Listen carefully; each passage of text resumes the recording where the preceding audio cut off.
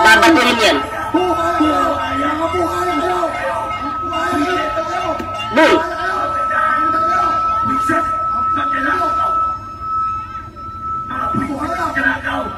Nagpapakahirap ang mga Pilipino. Ninanakaw lang ng mga congressman. Nagpapakahirap ang mga Pilipino. Ninanakaw lang. Alam niyo, wala na po sa isip. Alam niyo ba sino yung mga namba to? Identify po natin yan. Kung sino yung mga taong nandyan. Okay. Alam niyo ba kung sino-sino yung mga yon? Hindi natin alam kung sino yung sakay ng sasakyan na yan. Na sino kongresista yung nandyan. Hindi natin alam. Okay? Tapos, binato po nila. Sa pool. Sa pool po. Sa totoo lang. Okay? Sa pool yung sasakyan. Pero paano kung yung bato? Bato yun eh. Laking bato po nun mga pre. Paano kung yun tumama mismo sa salamin ng sasakyan at wasak yun? Okay? Tapos galit na galit kayo sa mga kongresista. Sino ba talaga yung kinagagalitan nyo? Eh mamaya iba yung nasa loob niyan. Eh mamaya baka may bata dyan. Diba? Or nandyan yung pamilya. O hindi naman pala yun yung target nyo. Tapos biglang magkamali kayo. Iba pala yung nabato nyo. Diba? Tama po ba yun? Or may tama ka na? Ano sa tingin nyo? Ha? Mali, sa akin mga pre, maling-mali po yun na batuhin mo yung sasakyan ng mga kongresista na yan na hindi mo naman alam kung sino yung nasa loob. Tsaka, teka lang, may batas po tayo. Okay? Kung talagang alam nyo na yung mga yan ay magdanakaw, eh di na sampahan nyo ng kaso. Diba? Pwede naman kayo magsampa ng kaso, pero bakit binabato nyo? Isa lang po yung maliwanag sa akin dito. Etong mga tao na nagra-rally dito, isa lang po maliwanag sa akin. Ang rally po, bawat rally nila, ito po yung bumubuhay sa kanilang pamilya. Okay? Sa bawat rally nila, yung katas ng rally nila, yun po yung pinapalamo nila sa kanilang pamilya. Okay? Maliwanag po yan. Yun po ang pinapakain nila sa kanilang pamilyang nagugutom. Diba? Kaya naging atakdog na lang yung mga taong ito. O ngayon, sino po ba yung nambato? Sino po ba? Alam nyo ba kung sino? Unang-una po si Boy Lighter. Okay? I-review natin yan mamaya. Isa-isahin po natin yan. Si Boy Lighter po yung nambato dyan. Sino pa po yung isa?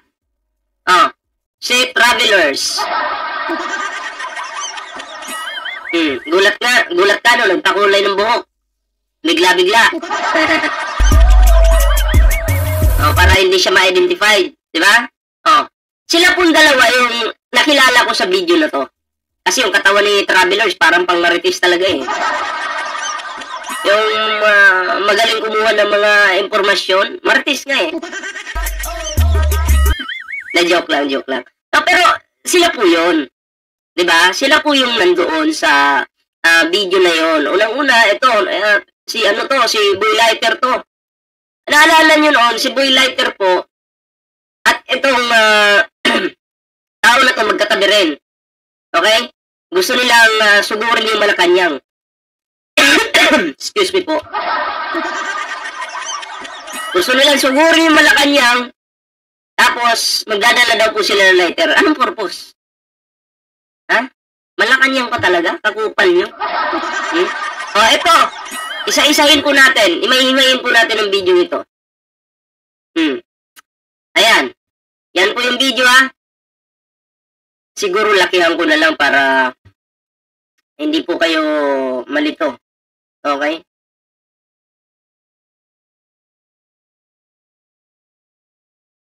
Yan. Nilakihan po natin ha. Tingnan nyo. Si Boy Lighter at Travelers at ang iba pa nilang kasama ay galit na galit kuno. Kuno lang. Hindi naman talaga galit din mo yan. Kaya lang galit na galit kuno kasi alam nyo na anong ibig sabihin nun. Alam nyo ibig sabihin yan. Magic. Kailangan nilang gawin yan. Sila nga yung mga atakdog eh. Diba? Panoorin po natin ito ha. Yung nakaitim, yan po si Travelers. Okay? May YouTube channel po yan na anong pangalan ng kanyang YouTube channel? Oh, basta Travelers na lang, kilala nyo na yan. Oh, Brothers, Travelers. Basta mga brothers talaga, mansasama ng ugali. Oh, yan oh. Oh, o balik na tayo dito.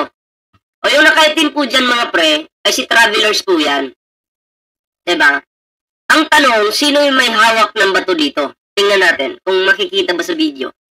Okay?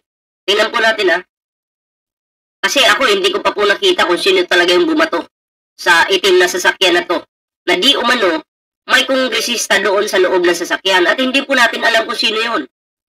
Ha? O, tingnan natin. O, yung isa ito. Alam ko mineral water to ibabaton niya sana. Oo, pero nagdalawang isip. Okay, naduwag yata. Oh, sino pa yung may hawak talaga ng bato?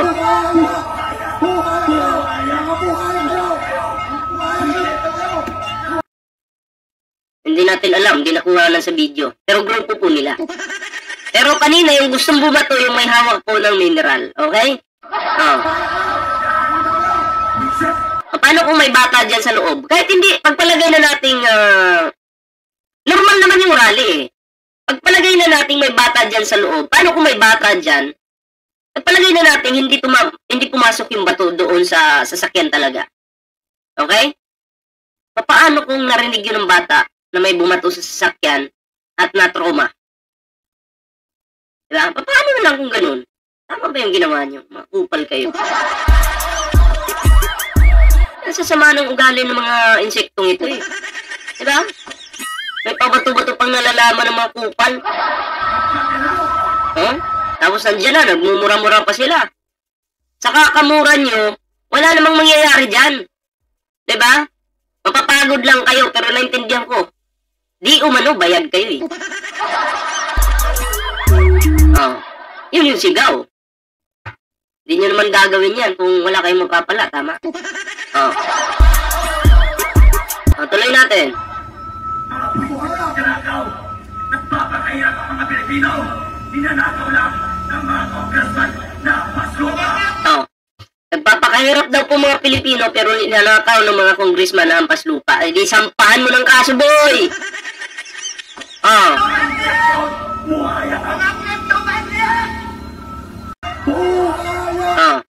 Yan na, yung naka-jacket.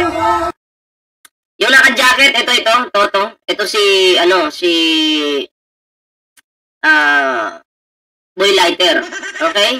And then, itong itong nakaitim, siya po si Travelers. Okay? Identified po natin yung dalawa. Yung iba pa nilang kasama, hindi ko makilala yung mga yan. At least may idea na po kayo kung sino yung talagang bastos. Mga loyalista ba? O itong kampo ng mga, manyakis? Ha? Ano sa tingin nyo? Sino kaya yung bastos? Kampon ba ng mga Duterte o mga loyalista? Halatang-halata naman Wala silang pakialam kung may tamaan ng bato, masaktan, basta sa kanila, makuha lang nila yung katas. Okay? Sa bawat rally nila. Alam na natin yan. Tao po. Anyway mga pre, ito na. At bigyan na po natin ito ng reaction. Itong isang video mga pre. Ayan libreng check-up, libreng gamot, hatid ng Love for All ni First Lady at PBBM. Di ba? Maraming pamilya ang natulungan ng programang ito dahil hindi na kailangan gumastos para magpa-check up o bumili ng gamot. Lahat libre, lahat para sa bayan. Kaya palakpakan po natin ang ating First Lady at syempre ang ating mahal na Pangulong Bongbong Marcos. Diba? Hindi po kayang gawin yan ng mga DDS. Ano bang proyekto? Ano po bang proyekto ng mga Duterte? Para sa kalusugan ng tao, meron ba? Pabahay, meron ba? Pag-reduce ng presyo ng bigas, meron ba? Meron ba? O, di ba puro paninira yung ginagawa ng mga Duterte? Panoorin po natin ito. Nakatakdang pangunahan ngayong umaga at ngayong araw ni First Lady Liza Araneta Marcos ang Love for All program dito sa Bayan ng La Paz sa Tarlac ngayong araw. Sa Tarlac po yan ha, La Paz. Pinapangunahan po ng First Lady. Yan po ang First Lady. Talagang suportado po ang mga ginagawa ni Pangulong Bongbong Marcos para sa bansa. Diba? Inaasahan na lalahok din sina Department of Interior and Local Government Secretary John Vic Remulla, mga opisyal mula sa pamahalaan panlalawigan ng Tarlac at lokal na pamahalaan ng... So, ano po yan sila? Magsasama-sama kasi nga, ang goal naman nila, para lang sa mga Pilipino, kabataan, may edad na, di ba? Yung mga yan, basta makakabuti sa bansa, sa mga Pilipino, sila po yung magkakaisa. Magkakaisa po yung mga yan. Okay? Pero pag usapang paninira, nagkakaisa din po yung mga DDS. Yan po yung tandaan nyo. La Paz. Ito na ang ikalawang beses na nabisita ng Love for All ang lalawigan ng Tarlac. 2 beses na. Sana all. Si Sara Duterte, 0 pa. Kung saan noong 2023 ay naservisyohan ng programa ang mga residente ng Tarlac City. Sana all mga preno. Ito pa yung isang balita. Walang ano. Naghatid ng tulong sa bayan ng La Paz. Hindi na kailangang lumayo. Love for all, dumadayo. Ayan sa tulong ng mobile medical vans, dinadala mismo ng gobyerno ang mga doktor, nurse, at medical tests sa mga barangay. Diba? Napakagandang programa yan, First Lady at PBBM mga pre. Talagang kahanga-hanga po. Sa Tarlac, ang Love for All program sa pangunguna ni First Lady Liza Araneta Marcos. Kaya naman, nagkaroon ng libreng serbisyong medikal sa lungsod. Take note libreng serbisyo yan libre. Okay? As in libre po. Walang bayad. Para maliwanag lang baka mamaya mag-fake news na naman mga DDS dyan. Gaya ng physical at medical examination, libreng konsultasyon, mga pangunahing laboratory test. Libreng konsultasyon. Libre nga wala nga bayad Tama? Tulad ng blood chemistry at hematology, ECG at digital X-ray. Kompleto yan. At mayroon ding mga libreng gamot. Ito na ang ikalawang beses sa binisita ng Love for All ang Tarlac. So, yun. Palakpakan po natin ang ating First Lady at mahal na Pangulo. Ayan Oo, talagang ano po siya, maka-Pilipino. Hindi po sila maka-China. Kung ngayon, mahal ni PBBM yung mga Pilipino, sa panahon ni Digong, yung mga Pilipino, minumura lang ni Digong. Mamatay na daw kayo sa gutom. Lalong-lalo na pa, yung sinabihan niyan, yung mga jeepney drivers pa, mamatay kayo sa gutom. Tama po ba yun? O may tama na siya? Pero sa panahon ni PBBM, meron pa nga walang gutom program, o may pabahay pa, diba? May libreng mga gamot pa, walang babayaran yan sa mga gamot na yan, libreng check-up. Nagawa po ba yan ni Digong noon? Sino po ba ang totoong nagmamahal sa bansang ito? Mga Duterte ba? Mga Duterte ba o mga Marcos? Tandaan po natin. Pinasama ang Marcos noon. Kita niyo yung nasa libro natin, noong grade 3 pa tayo, grade 2, grade 4, lahat po yun kasinungalingan. Okay? Naging hero yung kabila. Ayoko na lang i-mention kasi tapos na naman Tapos ang masama yung Marcos, pero malaman-laman natin ngayon. Hindi pala totoo yung mga yun. Nauulit na naman po. Nauulit na naman. Pinapasama na naman nila ang pamilyang Marcos. Okay lang kung si Mangusin yung pasamain nyo. Wala naman kaming pakialam dyan. Kanegro-negro ng taong yan, kiniklaim niya na Marcos siya. Diba? Oo, ako negro din naman ako, pero putang ina, yung pagiging negro niya, hanggang puso at utak, napakasamang tao. Yeah? Okay lang sa physical na anyo, pero sa kalooban mo, putang ina yan. Inuulit na naman po ngayon. Pinapasama na naman po ang mga Marcos. Gumagawa na naman sila ng mind conditioning. Yung mga diskarte nila ngayon, mind conditioning yan. Para magalit na naman kayo sa mga Marcos, di ba? Anong nagawa ng mga libro noon na napag-aralan natin? Di ba nalaman natin na kasinungalingan pala yun? History about Philippines. Okay? Anyway, wala na naman yun. Pero kaya lang natin nasasabi dito, inuulit po. Ginagaya yun ng mga DDS ngayon. Hindi nyo ba nararamdaman? Hindi nyo ba napapansin? Nako. Ay, nako.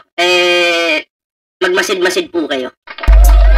So anyway, yun lang yung ating video ngayon. Maraming salamat po sa sumuporta sa ating video ngayon. Siyempre, bago po tayo magtapos mga pre, and kung bago pa lang dito sa ating YouTube channel, huwag kalimutan mag-like, share, and subscribe para naman maging updated ka sa lahat ng mga uploads natin. Siyempre, may TikTok, may Facebook po tayo. Sana po yung suportahan ng ating mga social media accounts. Magkita-kita po ulit tayo sa mga susunod na video. Sa mga bagong subscribers, maraming salamat po. Ingat at kita-kits po sa susunod na video.